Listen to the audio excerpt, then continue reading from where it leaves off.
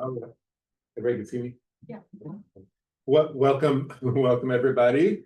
And tonight, I call the class Cheshbon Nefesh, which means like it's what you do leading up to the High Holy Days or through the High Holy Days. It means an accounting of the soul, right? It means introspection, whereas we learned from Uri Feinberg yesterday, reflection and introspection, which I never knew the nuances between them. One is about looking back and one about looking inward, right? See if I can remember which one, but introspection is inward, yes, and so but really what tonight is an intro to what Mussar is.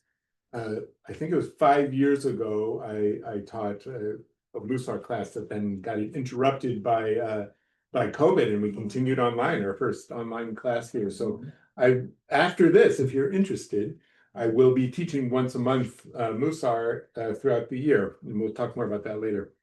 But first, let's introduce ourselves to each other. And I'll say, like, why don't you say one thing you're thinking about leading up to the High Holy Days. It could be an introspective or reflective thing you're thinking about, or it could be, anything. So I'll start. Well, no, I'll go last. You go. So someone else. Right. Why not? I'm a Ken Gated Eagle. I love this time of year because I do take like a 12-step program. I take a moral inventory myself. So there's a lot of things that need investigation and improvement. So I don't list them all, but my temper is one of them, and on. So so I'm looking forward to further introspection. I'm looking forward for the process to bring out a deeper understanding of some of the things that I want to address. Thank you very much. Shall we just go around? Sure. All right. Joe. Hey, I'm Joe Stringer, and this is the time of year when normally I become introspective regarding my communication ability, especially with my wife. Whoa, he's not saying anything more. That's interesting. That's interesting. Rita Stringer, the wife, right?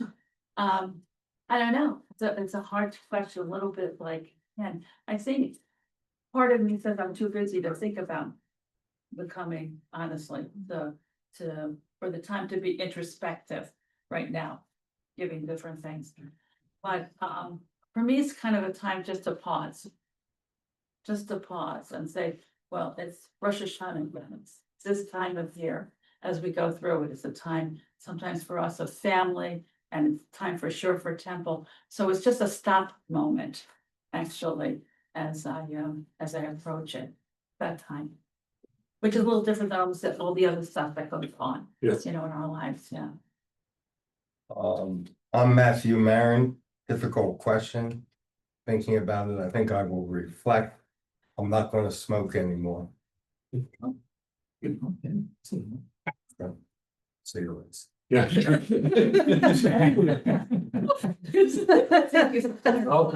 thanks for clarifying. He is so funny. Your MD and need to be a pulmonologist to realize that you shouldn't smoke, right? Absolutely. What else? That's I don't have the requisite knowledge to know that. I'm Heather LeVar. What am I hoping to get out of this? It's sort of, I don't know. I felt like last year was the first High Holidays that I was, a member of the temple and participated in the services and all that stuff. So this is the first time that I'm not just participating, but I'm trying to immerse myself in the purpose and the meaning of the services. So I'm really looking forward to the process of reflection and introspection. My name's Mary Fernandez, and this will be the first Yom Kippur Yizkor with my parents. All three of them, my mom, my dad, and my stepmom. So that's what I'm going through. Mark Phelps, and most of you probably know that this was not my tradition. And so for me, I sort of feel as though this, a lot of the foundation and the concepts of the high holy days and what they mean to people is it's not new to me anymore, but it's still I don't have the same familiarity as people who grew up in it. So my views on it are probably less nuanced, maybe a little bit more generalized. And when Rabbi said, what are you thinking going to the high holy days? I was like a deer in the headlights. Oh my gosh, I haven't been thinking about it. But that's my life. Thank you. I'm Leslie, married to him. And I think, to be perfectly honest, I just focus on being able to wake up each morning, put my feet on the floor and make it to bed that night. And that is a trial and tribulation in and of itself. Amen. I'm Heidi Newberg, and I guess when Rabbi asked the question, what occurred to me is it's been a pretty tough year. I mean, in the world, of course, but I just have had some physical things. People in my family have had health things, and I guess one thing that I like about this time is kind of taking a deliberate stop, I guess, pause, and thinking before that book closes. A little bit of all that's gone on, and I guess looking for some peace, maybe some understanding, I guess, before going into the next year. And I think that's a little what I'm looking forward to. Thank you. Yeah. Stephanie. Stephanie Pedal Hickson. Tell you the truth, I used to do this before I even converted, not even knowing it was something Jews did. And it usually was to get myself together for the school year, to get my mind right, try to grow up a little. Each year I try to improve on something, as well as challenge, or if I had a fear, I had to do one fear, face one fear a year. But mostly my objective was to become a better human being. Because I had a lot of flaws, and I was like, I always go, I'm in progress, but still work in progress. But this year, I think I got a little stale. I don't know why. So I feel like I had to come to some classes to kind of get grounded. I think I lost my way a little, like I was taking easy things and not really doing it like when I was younger, or less I learned a lot more, but before there was some major changes that I made. Now I don't commit that much, I don't think. So I want to get back to committing to that change. Thank you. Thank you. And so I'm Rabbi Satz. I've really been thinking about, I don't know, it seems like forever, but maybe this past year, like, am I doing enough, right? And when is enough, and when is good enough? That's when that's what I'm really thinking about. So so let's talk about what Mussar is. And actually I'll talk about how, like, in the last 25 years or so, it's become kind of a popular thing in the non-Orthodox world. And I'll explain like the history soon, but like, with writers like Alan Marinis, these are just two of his books. And like when we start after the holidays, we'll be doing a course based on this book. And Iris Stone, who's I think he's retired now, but he's a conservative rabbi in Philadelphia. And then Eugene Borowitz and Francis Wyman Schwartz, they wrote this book like 25 years ago. And then here's the book, David Jaffe. Like, there's, you can look at a Jewish bookshelf, at a Jewish bookstore, and you'll find all these contemporary books about Mussar for Moderns, Changing the World from the Inside Out, a Jewish Approach to Personal and Social Change. It's about Mussar by David Jaffe. So, like, what is this that all these authors are writing about? So, so the word Mussar itself, like, the word Mussar itself, it comes, you find the root in the book of Proverbs, and the word means like, could mean like moral conduct, could mean correction, it could mean like instruction or discipline. But what it's come to mean, and again, I'll explain the history a little bit of how it's come to mean this. It's come to mean kind of a Jewish genre and practice of how to improve your personal virtues, right? Okay.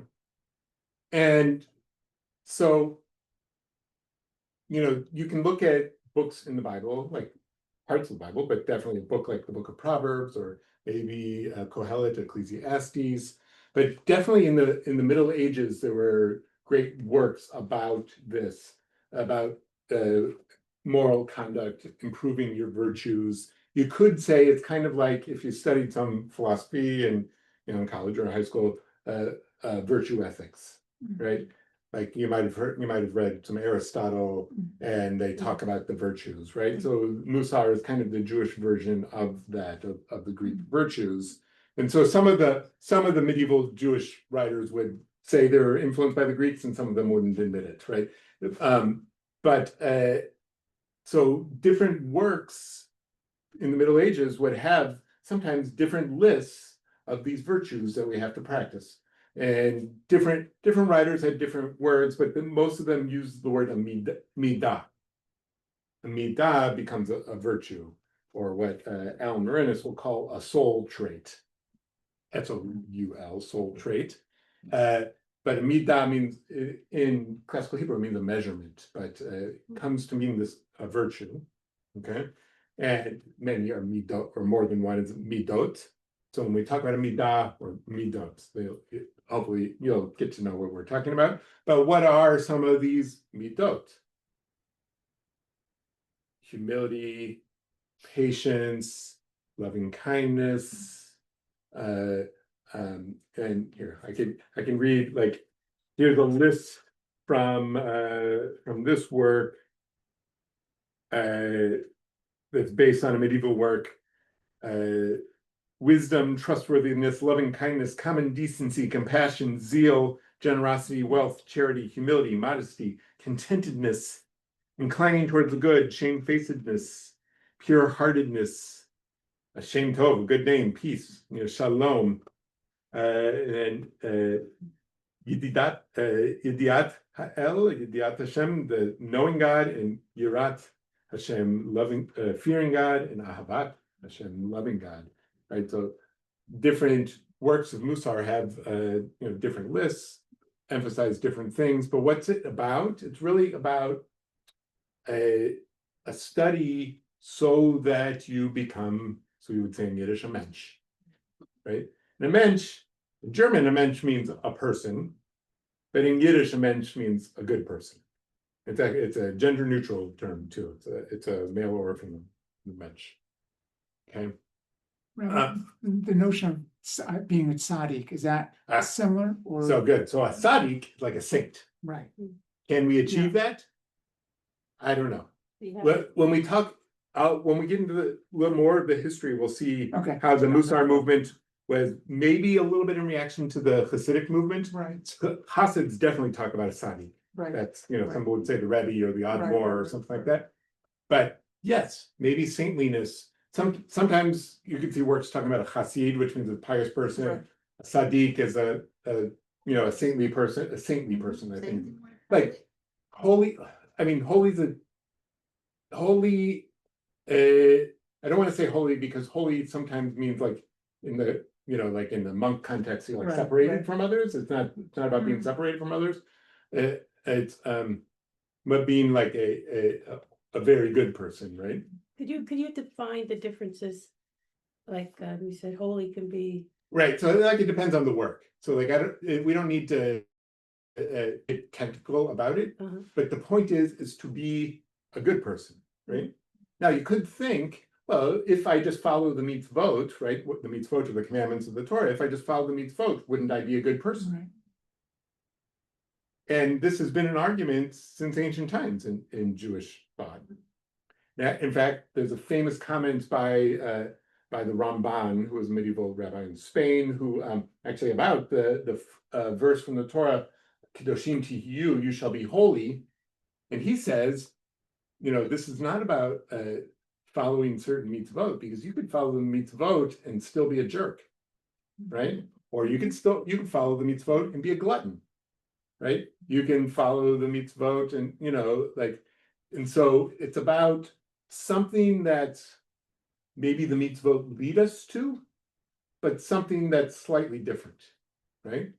I always got the feeling like when I was growing up, so those of you who don't know, I grew up in a home, I was born overseas, my parents were in Europe, but we spoke Yiddish at home, okay? So when I heard tzaddik, the interpretation always like a righteous person. Yeah, righteous person. Using the term righteous. Right.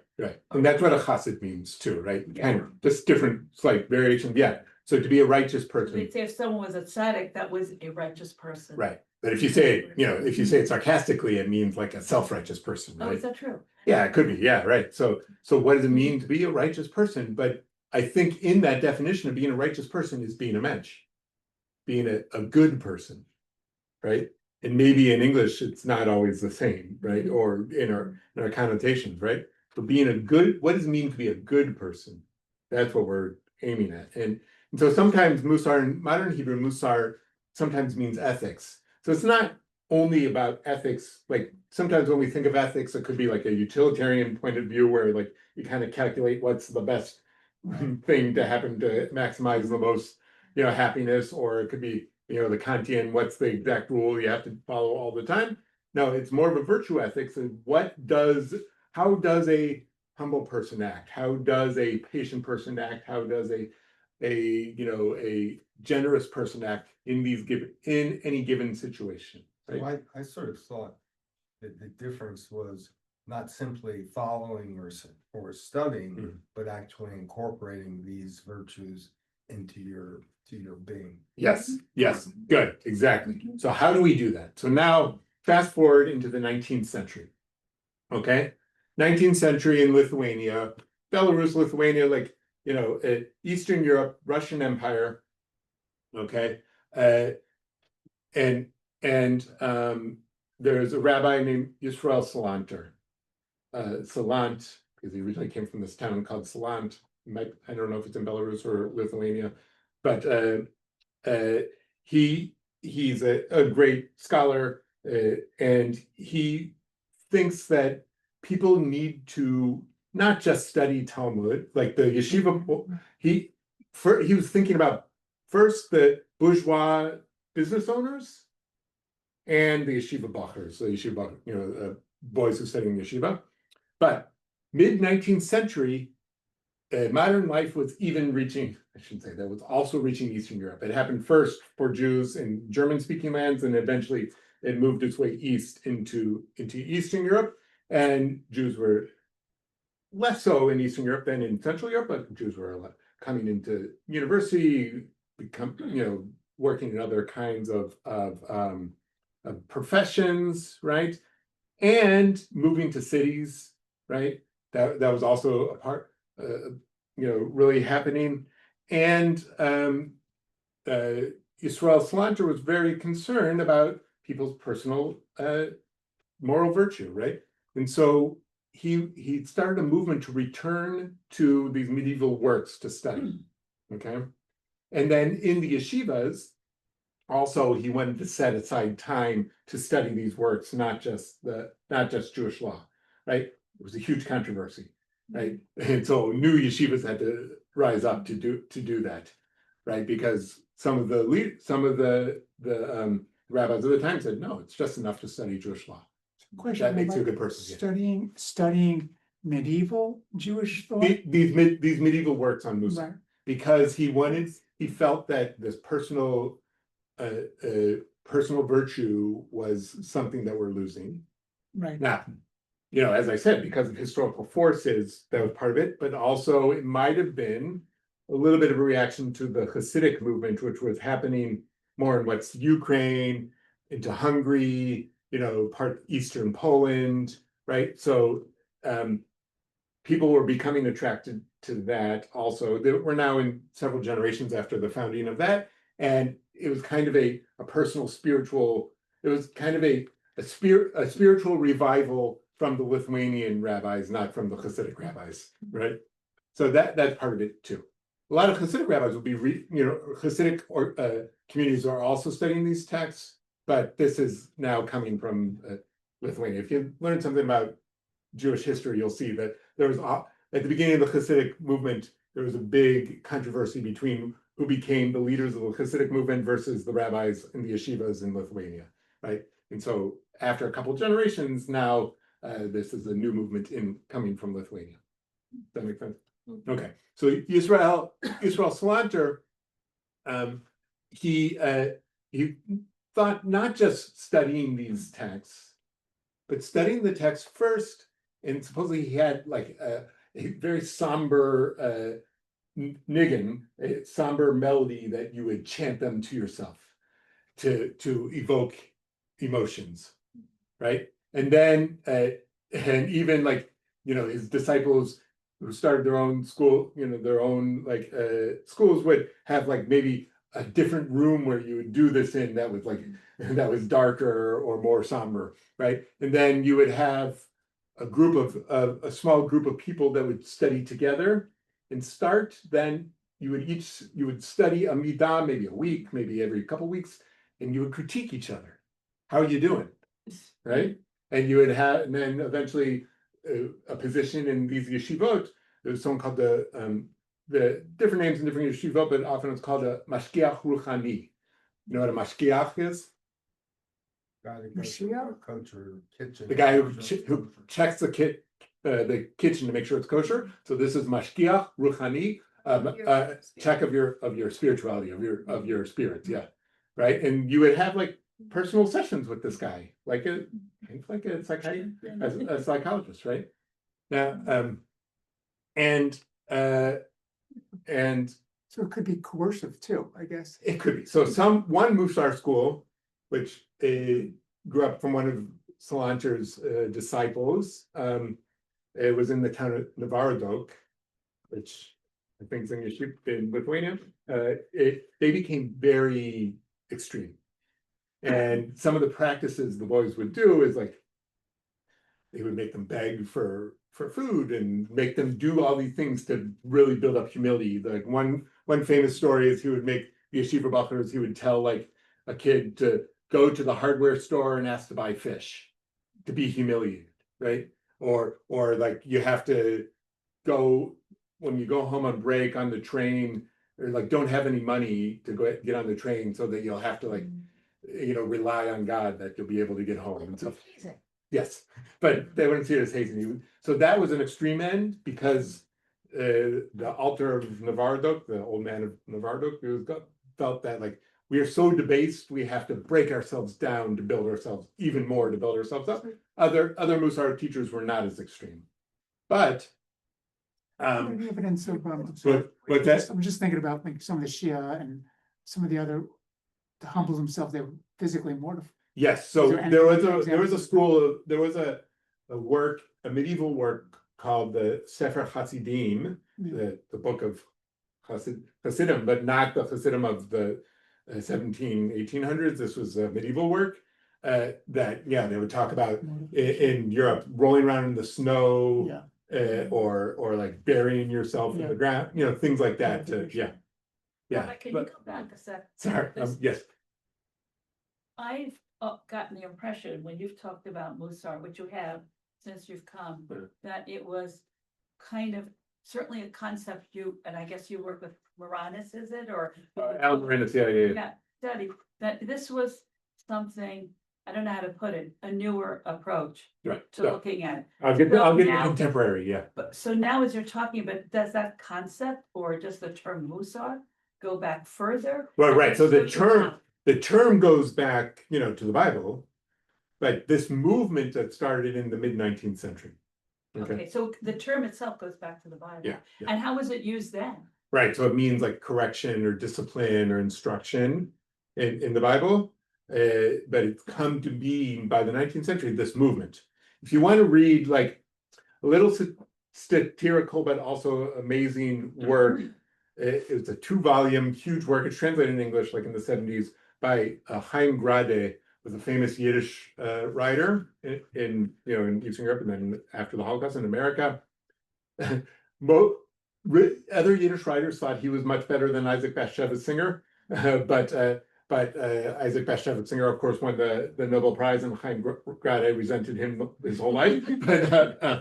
But he grew up in the Novardok Yeshiva and wrote this book called, in English, it's got translated as called The Yeshiva, and it's like this huge Russian novel written in Yiddish. You read it in English of this life at the turn of after World War I. It takes place, and it's really about the breakdown of the shtetl, about yeshiva boys learning more about modern life and becoming secular and reading poetry and philosophy and things like that, and the head of the yeshiva, who's a really extreme person, but realizing that's actually not the way to live life. And it's a beautiful novel if you ever want to read it, the Yeshiva. Good. So back to this movement in the 19th century, where Yisrael Salanter, and him and his disciples, other kinds of practices started coming up, like journaling. You're working on a midah this week or this every 2 weeks or something like that. And every day you journal about it. How do you do working on your humility, right? How did you do working on your patience or your generosity or something like that, right? Also, taking verses from the Bible, from the Tanakh, and chanting them to yourself like a mantra, we would say, right? Related to your what you're working on. And then the group work that you do is called a chabura or a vad, they would say. Also, a vad means like it means like a council, right? A council or a meeting or something like that. But they would say your Mussar vad, and then the Mussar teacher giving like sermons, right? Too. These are all different practices that came up, and personal meditation too, quiet meditation, right? And at the end, we'll do a guided meditation that Alan Marinus wrote. Okay, so it's really about so Mussar is not self-help, like how to become successful and friends. It's about becoming, striving for holiness. We'll say we'll talk about that as we go on throughout the year, but striving for menschness, let's say, because it's not about you, right? It's so that you are in relationship with others, right? And so now back to our topic of the night, cheshbon nefesh, accounting of your soul, is that everybody has their own things that they need to work on, right? In the recovery community, they call it Taking their inventory. taking your inventory. Thank you. And your deficiency, your not deficiencies, your Moral inventory. defects. Your defects. Thank you. Yes, but exactly. So, let's say you have a Mussar work in front of you, and you see the table of contents of the different midot in there, and you'll say, you know what, I'm actually a pretty patient person, but generosity is something I struggle with, right? Or anger, sometimes they put them in the negative, right? Anger is something I struggle with, right? And so everybody has kind of their own curriculum. As Alan Marinus will talk about, your own personal, soul curriculum that you have to work on, right? One more thing we have to talk about, and this comes from Aristotle, but then filtered through Jewish thinkers, especially the Rambam, Maimonides. It's usually about being in the middle path, right? Mm-hmm. So if you think about, and we'll talk about this a lot, if you think about humility, it's not debasement, right? Or humiliation, right? And it's obviously not pride. but actually debasement and pride are the opposites, and humility is in the middle, right? And like you can think about anger, like, you know what? You should feel angry sometimes, but it's about, acting on your anger is where, in certain ways, is where trouble happens, right? But then it's not about not feeling or about,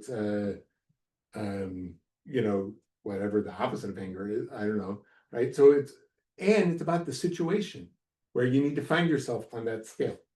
And so it's about training yourself to react in the right way at the right time, right? And different practices to help you do that. Like, I teach this every year with 10th graders. And one practice, like if you need to work on humility, you can't raise your hand tomorrow in history class, right? If you're the guy who always has to answer the question, right? But if you're the opposite, I want you to sit in the front row and raise your hand whether you have the right answer or not, right? So practices like that. Okay. Questions, comments? So it's, as I recall from 5 years ago, it's always about moderation. Yes, everything in moderation except moderation. Be zealous about your moderation. Right. It's hard to go around.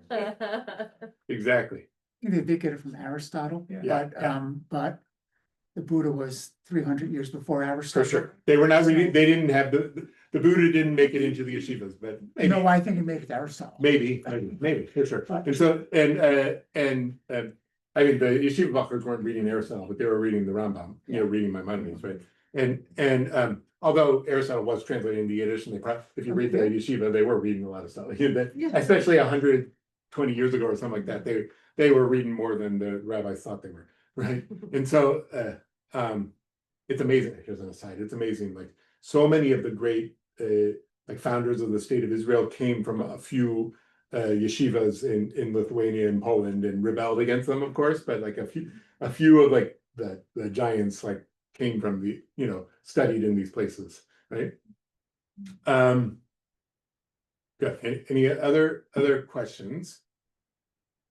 I'm sorry, it started in the mid 1800s, Hundreds, yeah. so like 1850 or Yeah. so. Give or take. It's not fit, somehow I thought 1500. Well, so there are these medieval works from hundreds of years before that they studied. Where the And actually, something that was very influential, I'll say, in the Mussar movement was this work in the early 1800s. I think the work is, if I'm thinking now, I think the work is called Cheshbon Nefesh, and it's should have written this down. I forgot who. I'll think of the guy who wrote. Menachem Mendel Leffin was his name, who wrote this work. A lot of historians say it's actually him just copying Ben Franklin's autobiography. Ben Franklin talks about this too. If you've ever read that, different virtues that he's working on, how he works on that, journaling about it, things like that. Or Richard Almanac. All that. Not the Poor Richard's Almanac, the autobiography of Oh. Benjamin Franklin. But maybe the Poor Richard's Almanac had stuff like that too. Yeah. So in some ways, it's kind of a universal knowledge using Jewish texts. In some ways, it's kind of, I don't know, cognitive behavioral therapy in some ways. But Yisrael Salanter, I don't know if he read whatever kind of psychology works there were at the time in the mid 1800s, but he had an intuition about how our emotions and brain, how our mind works, right? Good. So I thought, tonight let's like dig into some of his words actually. Right? It's not they're not the easiest to read, but I'll walk us through it. And he didn't actually write a lot. It was really his students, but there's a newly translated version of his work, Or Yisrael, and which means the light of Israel, but his name is Yisrael. That's how the titles of a lot of rabbis' works for like their name in some way. But this was recently translated by Rabbi Yitz Greenberg and Justin Pines, contemporary rabbis. Yitz Greenberg is a very well-known American rabbi. He lives in Israel now.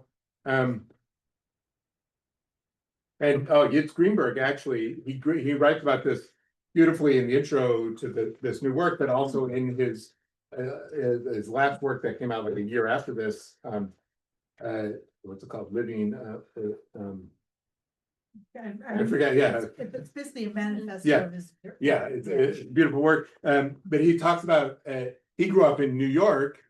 His dad, I think, was from Eastern Europe, but he was going to go, he grew up as a modern Orthodox Jew, was going to go to like Yeshiva University for the Yeshiva University High School, but instead he ended up going to the Novardok Yeshiva branch, this extreme Mussar branch in Brooklyn.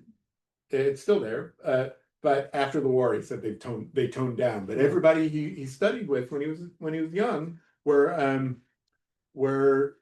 Holocaust survivors or Holocaust refugees, right? And so this Mussar world, now I'll be looking different. This Mussar world, it was part of what we now call ultra-Orthodoxy, from Eastern Europe, but it was pretty much wiped out by the Holocaust, except for, people in Israel, and then some people in France, some people here in New York, right? And then in the last 20-25 years, it's become a mode of study in the non-Orthodox world. Maybe because people are always looking for quote spirituality, right? Or self-help or things like that. But really for popularizers like Alan Marinas, who spoke here before the high holidays last year. Right. Really, was Hasidism really considered an ultra-Orthodox movement when it started? Hasidism? Yes. And Mussar, no, because it was just there was not denominationalism in the same way, right? Right. But by the time of the 20th century, there were Jews in Eastern Europe who were socialists, Jews who were communists, Jews who were secular, Jews, right? So like those guys over there are the Haredim, as we say today, the Orthodox, right? Those are right. So yes, the Mussar movement from Salanter became preserved in the ultra-Orthodox world, but now in the last 25-30 years has really become a language that non-Orthodox Jews speak too, right? And very much separated from the Hasidism. Right. So again, the Mussar yeshivas were not Hasidic. Right. There might have been, Hasidic Jews from Hasidic backgrounds that would go to them, but it was not a Hasidic, For sure. right? One difference between Lithuanian Orthodoxy and Hasidic Orthodoxy is the centrality of the rabbinic dynasty Right. for Hasidic Jews. Right. Right. That's not in Lithuanian Judaism. Right. And it wasn't like some of the early Hasidim, it was about experiencing joy and fervor. Yeah, it depends. It depends, right? Yeah. And not necessarily following strictly the rules. And Well, no, later- they still followed strictly the rules. That's kind of a modern, but the Lithuanian rabbi said they're not following the rules because they wanted to excommunicate them, right? But they were still very strictly following Holocaust, except they woke up too late and they would say their morning prayers late. That was the main thing, right? And so, but yes, the Mussar movement, joy could be a midah that you're working on, but it was not strictly about joy. It was about all these other things. Those virtues. Yeah. There's this element in Hasidism of joy and ecstasy. Yeah, It's not. yeah. Right. So, the Mussar movement had meditation, had chant, had things like that, but the ecstasy was not the point, Yeah, right. right? More serious. Yes. The point was being a mensch, not the ecstasy, not that I'll say it this way. So Hasidic movement, in some of the Hasidic movement, union with God is a great thing, right? A goal, and that's through prayer, through ecstasy, and Chabad through drinking, right? Sorry, I shouldn't have said that. But for the Mussarnik, union with God was giving tzedakah in the right way. Union with God was showing your patience when you're supposed to, right? And so, like Yisrael Salanter said, we're all working, and I'm paraphrasing, we're all working on our souls, and we shouldn't worry about our stomachs, but worrying about your neighbor's stomach is your spiritual work, right? So does this sort of follow that we're all made in the image of God? 100%. And therefore. We have infinite have dignity. We have the obligation to, reach out to our fellow Yeah. man. or, Yeah. uh, Yeah, and so Matt, society. before we started, Matt, you were talking about Shai Held. I would say Shai Held is very much in that book, his last book, he does engage with some of the people who come from the Mussar, from, you know, students of Yisrael Salanter, right? And his, I would say definitely Shai Held's book on the weekly Torah portions, it's like 2 essays on every Torah portion, is very much a Mussar work. And it's about, so we're created in the image of God, therefore we have an infinite dignity, therefore you have to live up to that. That's what it's But you about. live up to it by reaching out, Yes. rather than to God, you reach out to your fellow man. and No. through him, But it's not rather to God, it's in. that's how you That's reach out to how- God, right? And so we're created in the image of God, so you have to live up to it, but we don't. We don't because we are not cognizant of it, and that's why we need to practice, right? Yeah. And that's It's part not of a it. mystical movement. It's a mystical movement, like, you know, did these rabbis know the Kabbalah and stuff? Yeah, enough, but like some of the medieval works are very mystical, but like most of the writings here are much more practical. Political and behavioral, or Political, I mean, it's political in that you're political in that they saw a way that they wanted their community to trying be to work, organized. right, exactly, Yeah, yeah, and behavioral. and behavior, right? Through behavior, right? And so I would also say, if you read a lot of the medieval works and like Salanter and stuff, they're not so big on capitalism Right. because they felt that Jews were working too much, and you only needed to work as much as to feed your family, and the rest of the time should be devoted to Torah study and helping others. That's like that middle path. Yeah, right. Yeah. Okay, so shall we read?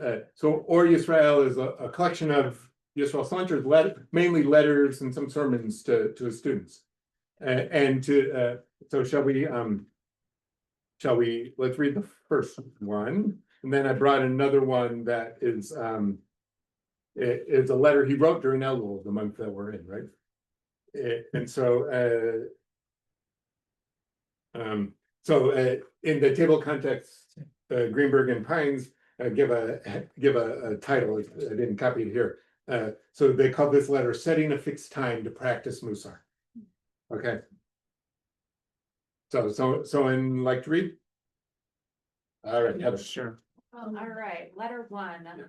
My beloved friends, I will begin to speak of the goals I seek, which I have always set before you, so that you may contemplate them and analyze them to comprehend their implications. Did my mouth utter truth? Barely a moment after my words entered your ears, they were gone. They went in one ear and out the other. This is none other than the problem of routinization, namely the lack of attention to matters pertaining to reverence and mussar. And instead of acting in these matters as unfettered instincts dictates, following the tendency of one's will as an animal does. I'll read the next one too. Consider. Well, let's stop for a second. Stop. Stop for a second. Stop that there. Just a second, I forgot to share this for my recording, but okay. So what do we see here? Did my mouth a phrase like "did my mouth utter truth"? He's either quoting or paraphrasing like something from the Bible, right? That's what the notes would say, right? So what do we see? Well, we see that he feels as though people are not paying attention. Mhm. They're not dialed in because as things go in your ears, they're leaving as well. Mhm. It's not the focus. It's also claiming that, I feel it's a claim you're not using your faculties as a human being Right, that has the capabilities to do otherwise, as opposed to an animal that may not. right, good. So what are the faculties that we have? Do you think? As humans? Well, I'm gonna go with rational thought. Rational thought, like choice, right? we may be constrained in our choice, and there's this one Mussar writer in the 20th century who really talks about that. We may be constrained in our choice, but we have choices to make, and we're not working on just instinct like an animal. He's saying, right? Yeah. Okay. Should we keep going? Do we have instincts? Do we have instincts? I think we do. And Do we have predispositions? we have And I see an instinct as something that requires a certain kind of behavior, which given the species at hand, it's always going to behave in that manner. Yeah. Short of that, we're talking about people who are socialized. right. And how do we socialize ourselves to be a mensch? Yeah. That's Well, the right, but then you don't have instincts. What you Ah, have is a so misdirection. good. So now let's talk about something that's important from the time of the rabbis, but definitely in Mussar work. The psychology, the rabbinic psychology, if you could say it that, is that we have within us what's called the Yetzer Hara and the Yetzer Tov. The Yetzer Hara is our base instincts, our animal instincts. The word Ra means evil, but it's not necessarily evil because it's our instinct to have sex, our instinct to acquire things, our instinct to eat, right? All of those things are good things, except when they're not, right? And then our Yetzer Tov, our good inclination, our good instinct is to study Torah all day, right? And how do we balance those things so that study Torah all day or to like give away everything to just be total loving, right? How do we balance those things to make the right decisions at the right times, right? That's the human quest, right? Is balancing your Yetzer Hara and your Yetzer Tov, okay? And that's why you have to train yourself. I thought you just put a thing around the middle and just, this is good and that's bad. Oh, right, so that's a Hasidic practice, yeah, right. That's why you'll say if you go to Chabad shul, the Chabadniks will tie a rope like a belt around and that, yeah. That's what I'm into. Yeah, right. But it's not. So the rabbis say if the Yetzer Hara was all bad, we wouldn't have. If we didn't have a Yetzer Hara, we wouldn't have kids. Right. We wouldn't build a house. That makes sense. Wouldn't have civilization. We wouldn't have civilization, right? But the issue is how do you use it, channel it the right way. So the Mussar teachers will talk about like taming your Yetzer, they'll say. Or and that's the point. Now, none of us can completely overcome, but it's about the right amount at the right time. Yeah. Go ahead, Yeah. continue. No, I'm good. No, but I that's what I was questioning. I forget where I heard it from, but I think it was the Tom.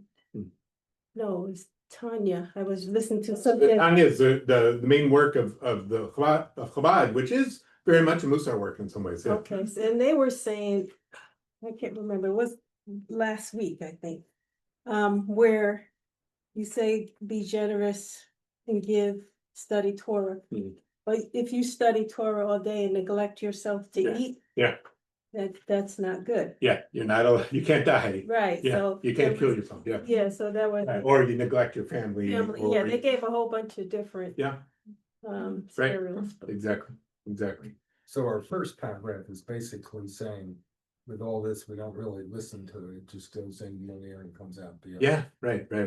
But is that just, that can happen to us by the busyness of our day. Yeah, 100%. So then they're saying, like one would say in the morning, Mm. you should take some time to meditate. Yes, and so good.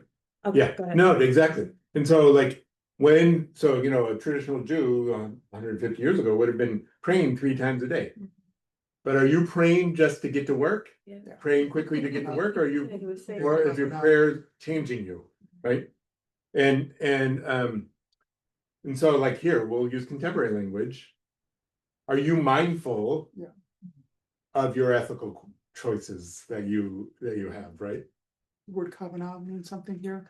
Yeah, it could. Intention. So kavanah means intention. Intention, Yeah, your intention exactly. too. Intention. Good. Okay. I'll share reading. Yeah, are you sure? Okay, so someone else pick up, next paragraph. It's such a good job. Yeah, I don't have any glasses. all right, someone with I'll- glasses. I'll go. Consider the familiar Two practice that lines. is becoming prevalent all over the world. to consider and scrutinize all material matters. There we go. How much thought a merchant gives before deciding whether or not to do a transaction. He thinks to himself, consults with his most trusted friends, surveys all the details, and looks to see where he may have miscalculated until he has illuminated the issue as best. he can. Okay, so what do we pay attention to? Commerce. Money. Business, yes. Right, So so, also like a so- stab at some of the.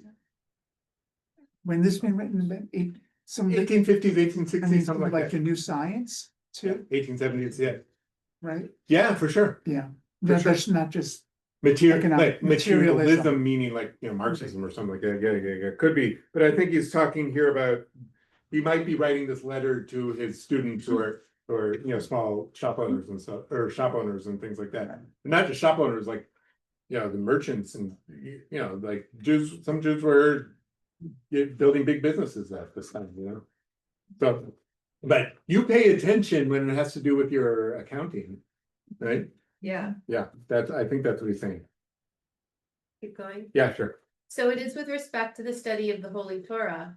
Each person, according to his own ability, will consider and analyze it to reveal its hidden treasures, to produce novel insights, and to resolve questions. He will not skim over it at a glance and then make a definitive decision. Right, so these are, I think here he's talking to like a yeshiva student who learns how to really interrogate a page of the Talmud and understand it and understand all the arguments and make up your own novel arguments, right? So his argument against the yeshivas of the time is like, they're doing that for just to do it, to show how clever you are, right? And not about becoming a better person, right? But didn't they study in Havruta and wasn't part of that, not just, studying it, but learning and teaching and They- caring? I mean, was it? Yes, but also, to show that you are the most insightful. It became very competitive.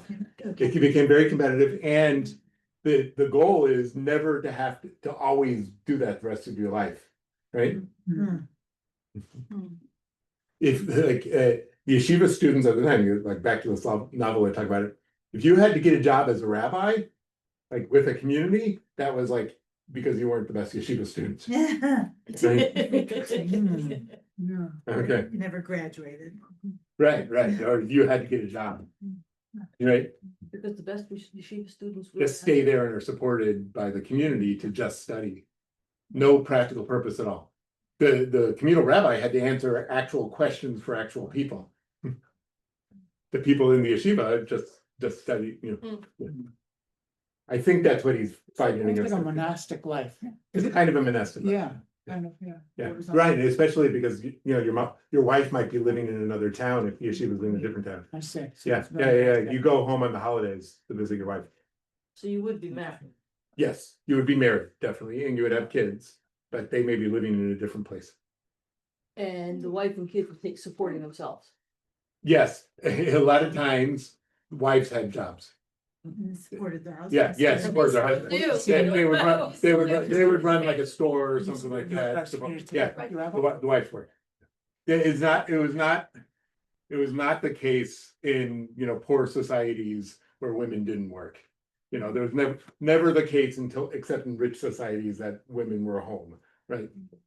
Isn't it in Orthodox communities today? I was reading about how But. the wives actually have some secular education. Oh, for Israel. Even like. Yeah, Brooklyn? in Brooklyn, definitely. Yeah. Well, the girls' schools, the Hasidic girls' schools have better secular Right. education than the boys' schools do. My nurse should- there. Lithuanian yeshivas have decent secular education, it's the Hasidic ones that Yeah. don't, but, yeah. But like in Lakewood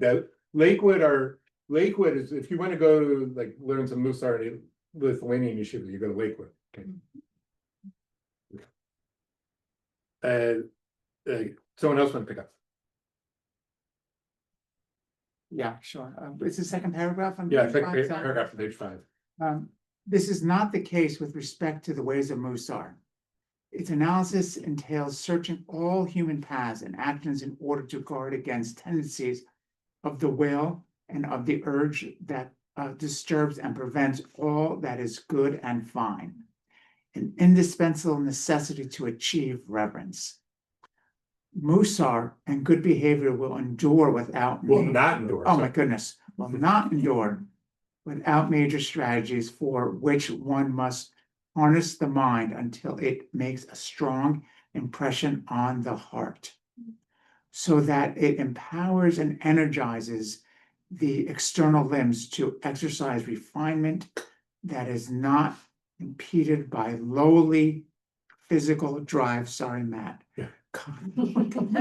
Wonderful.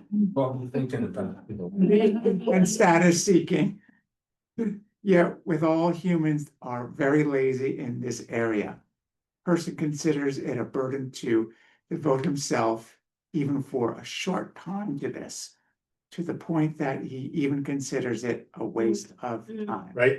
Okay, so you business people, you're very exact about your accounts. You yeshiva bachers, you're very, like, your studying is great, but nobody is studying how to be a mensch and practicing it, right? That's what he's saying, I think. I just ask you one thing. Yeah. Wasn't, because tied to what we did last time Saturday, wasn't the whole Talmud kind of like how to be a mensch? Right, but in the yeshivas, they skip the stories often. Okay. They focused on just the law, right? Which But that's presumably mensch you would too. think following Yeah. Jewish law would get you to be a mensch. But not if you're not, but if you're only, but not if you're not living in the world and looking inward and seeing how it applies to you, right? That's what he's saying too. Yeah. It'd be like thinking that all lawyers are ethical people because they've or lived, you know, Or- live. Yeah, or all professors of ethics at universities Right, are right. ethical people. That's not the case, right? Right, so we have to take, if we are serious about study, we also have to study ourselves. That's what he's saying. I'll try. Okay, great. So how are these lowly physical Yeah. drives Right. different from instincts? Right, they're not, but like you Okay. have to be able to, like, is your physical drives making you a sinful person, a bad person, right? They might be. So even though he's identified contemptible envy, status seeking, we could also identify gluttony, 100%, prostitution, drug taking, Yeah. et cetera, et cetera. et cetera, et cetera. And we're constantly testing the kind of person that we want to be Yeah. against the realities into which we are thrown. Yes, And and that's why we all have a different curriculum, as Al Marinitz would say, right? We all have different dispositions. We've all came from different families. We all, right? We all have our own different struggles. And therefore, we need each other to help us through that. And but we all at some point struggle with patience or humility or anger or generosity or whatever, right? But do we also need each other so that I can see the difference? Yeah. True, yes. The one Mussar practice is to be observant of other people to see what you can learn from them, right? What can you learn from, there was like what, I forgot what text this comes from, but like, what can you learn from the people, quote, below you in the social ladder? What can you learn from the people above you in the social ladder? Like, I think Al Marinitz said in his book, like, what can you learn from the bus driver, right? And do you look at it in those categories? Yeah. Because I would say anyone I encounter. I Right, wouldn't know where they came from. right. So, yeah, anyone you encounter, exactly. What is their, it's, hitlam dut is like, it means like, what are you learning from the observing of others' behavior? And it's your job to give everybody the benefit of the doubt that they're all struggling too, right? And so what good qualities do you learn from other people, right? Then you say struggling. We're all struggling with our Yetzer Hara, the rabbis would say, right? Or, an evangelical Christian would say Satan, right? Yeah. It's the same thing, right? Or means the same thing. One's externalized and one's internalized, right? But Is it a struggle or is it just like Okay. being a human being? exactly, yes, yes. And you're saying, I'm like you at one stage, I'm gonna go to this other stage, and just like the metamorphosis of that butterfly thing. Yeah. I'm going through the change. We all gotta go Exactly. to be the next stage. We're always changing. So I'm gonna watch you. Yeah. And see how you deal with this transition. Yeah. Yeah. And I can anticipate what I'm feeling or understand what I'm feeling. Yep, exactly, yeah, I think so. But I don't think it's bad. No, no. So change. Well, right, right. It's not easy, but it's not bad. I know Yeah. there's something on the other end. Yeah. I don't want to feel it, but going to it, but when you get there, you go, hey, Yeah. Well, we're all, yeah, okay, so it could be a struggle, and yet, or we could say we all have a path in life that we're walking in God. I'll say it this way, like it says it several times in Deuteronomy, the book we're in the Torah, Varim, walking God's ways. And Mussar, the ancient rabbis, but also Mussar, we're walking God's ways is living through justice and mercy and compassion and generosity and patience. These would be midot, right? And so when we say during the high holidays, we say these things over and over again, that God is Adonai El Rachum B'Chanun, that God is the patient and merciful and just, and we say this over and over again. And so walking in God's ways, notice how it says walking. It's all a path that we're on, and we have to pay attention that we're on that path. That's To me, it's a struggle too. I mean, one of my favorite stories, and is Jacob and when he wrestles with God. yeah. Because to me, that is emblematic of the struggle. Right. So is that You think struggle about the struggle of life, or struggle like about belief? Everything. Yeah. To me, I mean, Yeah. that's what it is. Right. It's a So wrestling. wrestling. So let's think about this as wrestling yourself to stay on the path. It's one of the reasons I kind of feel better about. I love my Yeah. Muslim brothers, but Yeah. I understand. I feel at least a good part of their theology is to submit, Right. and Yeah. we are not necessarily Jews. You'll have glimpses of that. You may have Yeah, that, glimpses. maybe this, maybe here we go. Yeah, you'll have glimpses, and we'll talk about faith and trust Yeah. too.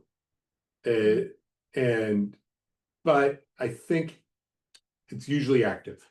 Right. I guess that's what I'm getting at. You have to do things for God to meet you there. Right. Yeah. Okay. Hey, shall we keep going? All right, so what shall we do? The war is upon us. He uses this word war, right? So that now the struggle we're talking about, right? Yeah, I don't think it's a war. No. The war is upon us, the evil urge lies in ambush. Desire roams everywhere. Character traits are driven by emotion. There is no weapons for this battle. Can one make an instrument fit for this work without the necessary effort? Indeed, there is no hope of being saved from death traps unless we wield the weapons of war, the matters of revenge, Reverence. Yeah. and Mussar. Right? Those are our weapons. So reverence is, the faith, maybe even submitting a little bit, but in Mussar, like our weapons in life are striving to be avenged. Yeah. I have a question, Yeah. and this is what something I'm stuck on. If you see something wrong, and it's like, come on, dude, it's been wrong ever since we've been alive. Yeah. Right? How do you handle that and be polite? Like, I have no way of being polite when Good. I would say. Well, I mean this. mean, it depends on the situation, and I'm not gonna answer that, like, I don't have a specific answer, because it depends on the situation, but these are the kinds of things as we read through the contemporary Mussar work and start doing practices that we'll talk about, and we'll use our own personal examples. And so maybe, a few months from now, someone will ask you that question, or you'll ask someone else that question, and we'll give our own personal examples. Okay, let's keep. We're not going to just read classical works like this. We'll read, contemporary works, but we'll read snippets. Okay, so let's keep going to this. Right? No one want to go? I could read. Anybody else? Read more. Okay, Mark. To this end. To this end, there is one thing I have told you. Do it, and it will be well with you. Okay. A preoccupied person, everywhere he turns, he causes havoc. His business is failing. His strength and reason are in turmoil, subject to the coils of anxiety and confusion that consume all human strength. Keep going. Keep going? Okay. Yeah. Now, if someone would approach this person and say, I have seen a light for you. If you do this, then according to an accurate assessment, you will profit thousands upon thousands of gold pieces. It will not divert you much from your other activities and enterprises. You won't have to spend much time on it either. The preoccupied person will certainly pay real attention to this with great energy and strength. He will mold all his powers of understanding until the matter takes root in his heart properly and enduringly. He will set aside some time for it and give it wide-ranging consideration. He will seek out like-minded friends to help him in this endeavor. He will not even notice a bit of lost status or the patience required. So what's Salanter saying here? You live in the way of Mussar, you will be given gifts greater than you can possibly imagine. Perhaps, yeah, it's a little bit of like the intro to a self-help book, isn't it? Yeah. But it's like, but he's also saying it's not so hard. Yeah, Gifts. yeah. Wait, okay, I'm second. reading it totally wrong. Okay, so how are you reading it? So tell me how you're reading it. Well, no, I understand what he's saying, but I'm reading this and I'm thinking, how many people, including ourselves, Yeah. who said, I'm gonna make a change today. Ah, I'm hey. getting it up and I'm gonna do my yoga practice at 5 o'clock in the morning so that I have had a complete break. And then about on day 4, you go, Yeah. I'm just gonna set that aside. Right? Yes. I mean, like, just. So this maybe is he's being a little the ironic, maybe he's being realization. a little ironic. Yeah, I mean, like, that's, on the page before it though, Hmm. when you were reading and at the bottom and in footnote 7 to 11, it says, he often suggests that the average person in society is mutrad. Yeah. Right. Preoccupied, overburdened, harried, and beleaguered. And I'm thinking, that's now. Yeah. That's always, like, the fact that he's describing preoccupied, overburdened, harried, and beleaguered people in whatever year this was, it feels very current, Yeah, I mean, contemporary. Yeah. I'll say we think, we always have a recency bias. Yeah. The think that Yeah. we're different than people Right. before us, Right. but we're not. Yeah, Yeah, and these people who he's telling, oh, all you have to do is just do this and it's all gonna turn out great. And Yeah. Yeah, and for about 5 minutes, people give it a go. yeah, I think he's being ironic. He's still working on his pitch. Yep. Yeah. Returning a lot of agency to the individual. Yes, but with the help of others, right? Yes, so the Mussar movement definitely is about your own, where you have to find where your personal agency is. But it definitely has that idea that you do have free will. It is constrained, and different people have different grades of free will based on their predispositions, based on how they were brought up, based on things like that, but you do have ultimate choice at a point, right? At the point that you're at right now. Right? And people do make changes and stick with them. Yes, But- people make changes, but it's a lifelong process, right? Yeah. But Yeah. I can think of a number of examples of that. 100%.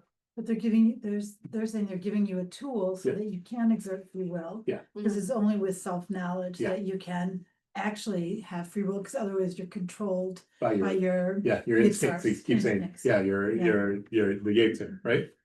But Right. what they're asking us to do, I think Yeah. is good, Yeah. is to stop and pause. Yep, Because you ever go a year and you had a busy year and you go, where the heck did the time go? Yep.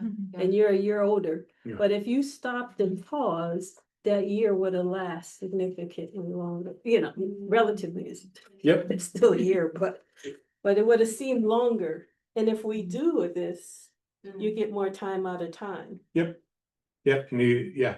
and he's saying it doesn't take that long every day. Right? Okay, here, I'll finish this out here. I don't think we're gonna get to the next one, but you can read that at home, that it's a letter he wrote for Elul. Indeed, this is our present state. We are in the throes of spiritual torment. We are inundated by sin, each person a different degree. We stand very far from the objective of our creation and from the goal for which one comes into the world. What were you created for? To prepare, masculine, prepare themselves for their ultimate end. But are they saying, what's the goal of life? To be ready to die. Yeah. Well, it's also Aristotle. Yeah. Yeah. Right. But knowing that death is coming, so what is he saying? Knowing that death is coming, Final cause. what is that mean. Have a good life. Yeah, exactly. You don't have the time. Mhm. Yeah. But now we see a bright light rising to benefit the multitudes, to strengthen weak hands by Mussar study. Provide advice and strategies for establishing good practice in this respect, to the extent that the ever-present pride takes control in this area. That is, people will take pride when others say, "Have you seen this man? How great he is in the wisdom, how great he is in the wisdom and of reverence in Mussar." From this self-interested motive, you will eventually come to reverence for its own sake, right? So it might start with feeling good about yourself or hearing other people saying nice things about yourself, but then it'll become for its own sake, right? If God grants us success, there will be no limit to how valuable the result can be. And with that, we personally will also be improved somewhat, whether we achieve a little or a lot. Somewhat, right? That's all you need. Little changes here and there. To this end, set a meeting time on the Holy Shabbat, gather together at a specific time. Consider seriously how to attract the elite, the community leaders, for others will run after them to learn Mussar. Here I have you all here, the elite. Right? So now he's getting down to brass tacks, how to like start a club. Discuss these matters calmly, soberly, without frivolity or jest. Assess each person's qualities and faults, how they can be improved and how they can be harnessed to this cause. Do not make decisions after one quick review. Divide up the work among all of you, minimizing time and effort. Right? We're in this together. He who gathers little by little increases. With tranquility of mind and wise and correct resolution, each person will strengthen his friend, weaken the foolishness of his heart, and break his indolent routine. With patience and serenity, follow the majority judgment without stubbornness or divisiveness. Thus, Mussar will become embedded in your souls as is appropriate for your souls. All right. So a little bit of a pep talk there. Is this the only way to redemption? Is this the only way to redemption? Well, I think Cilantro would.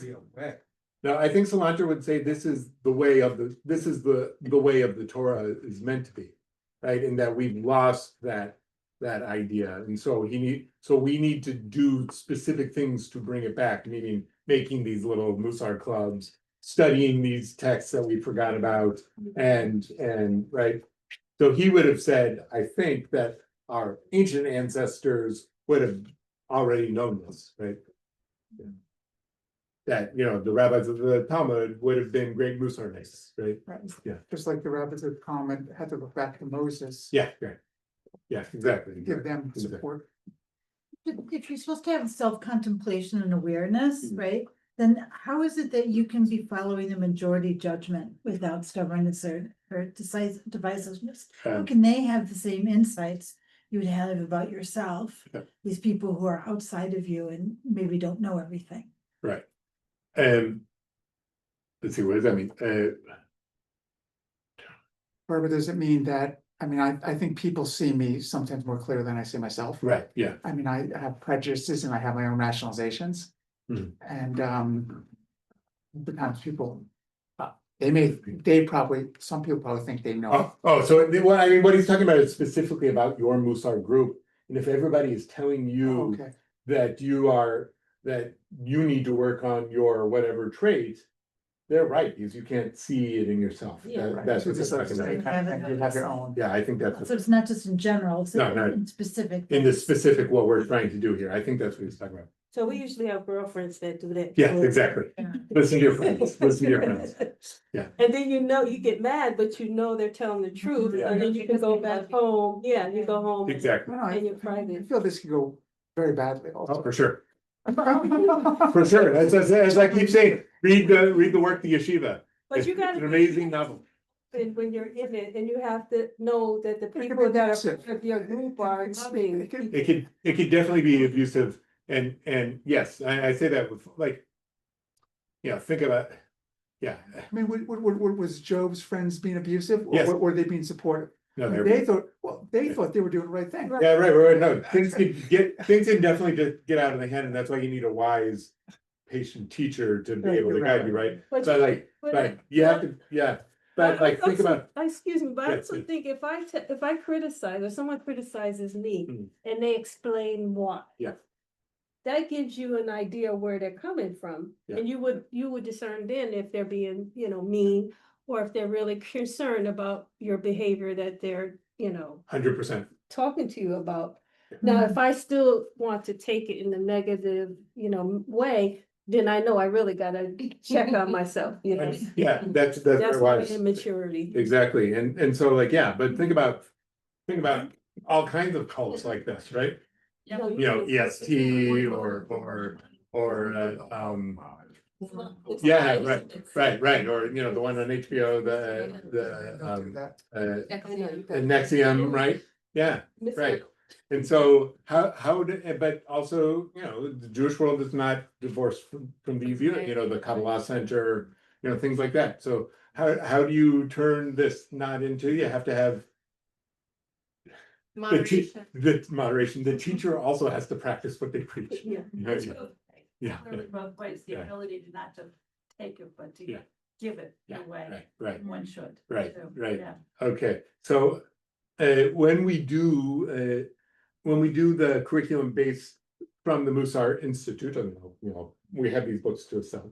But when I lead the curriculum from the Mussar Institute, each class, we'll see this later, or each session will have a format where we'll study a text, we'll do some meditation, we'll discuss, we'll talk about our own personal practice, right? And so tonight I want to end with a meditation that Al Marinas wrote as an example, very short.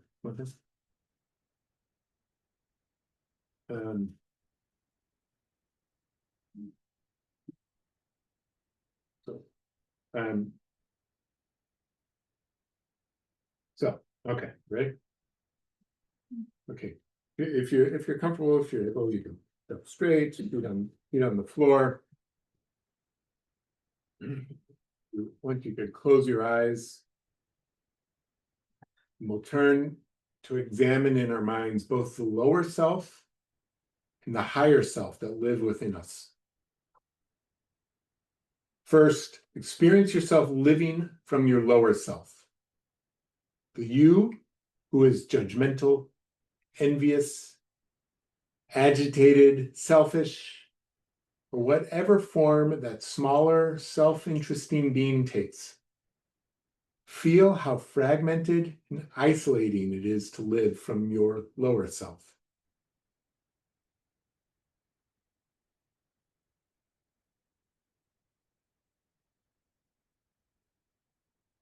Now consider the other you, the you that is generous, forgiving, kind, compassionate, and loving.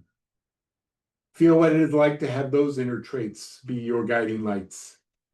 Experience yourself living from that higher self.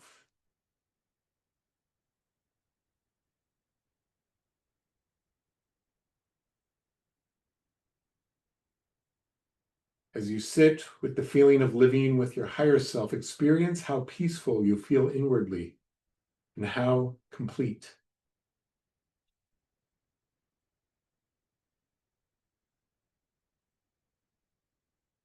From that solid place rooted in your higher self, embrace and accept that you have the smaller person within you.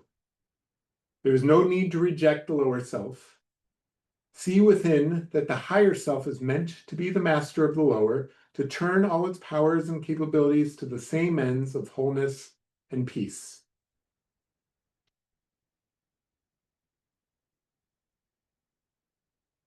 You take a deep breath. When you're ready, you can open your eyes.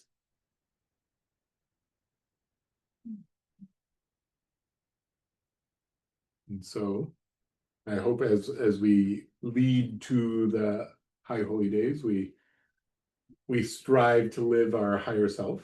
And I hope the holy days give you inspiration for that. And I hope, if you choose, that we can continue to study and practice and discuss these things as we go out through 5786. Shana Tova. I'm sorry.